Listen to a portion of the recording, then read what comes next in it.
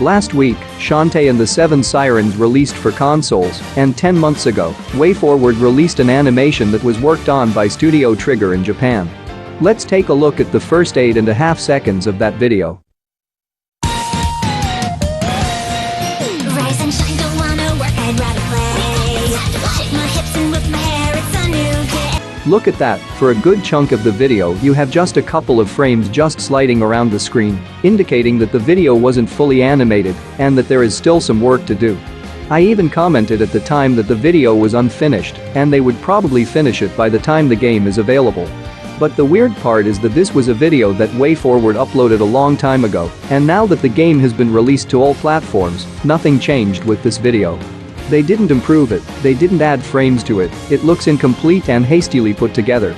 I'd be embarrassed if I showed this video in my product, which was supposed to be the intro of a game, and it had this incomplete section in it. Why couldn't they complete it when they had all that time to? Just looking at these frames, and it seems like this wasn't made with the best quality in mind. It looks rather rough. It's like WayForward only paid for an hour or two of animation, which was probably the case, and why it looks so rough and jagged. If you only want a job done as fast as possible, then the quality surely shows. And if this game wasn't going to release on major consoles for another 10 months, why did they hurry to put this video together and end up with a rough, unfinished intro? Maybe if they waited and had more funds for an animation like this, they probably could have ended up with an intro that looks better. WayForward's own animators actually did better with the cut scenes of the game. Why didn't they do this intro?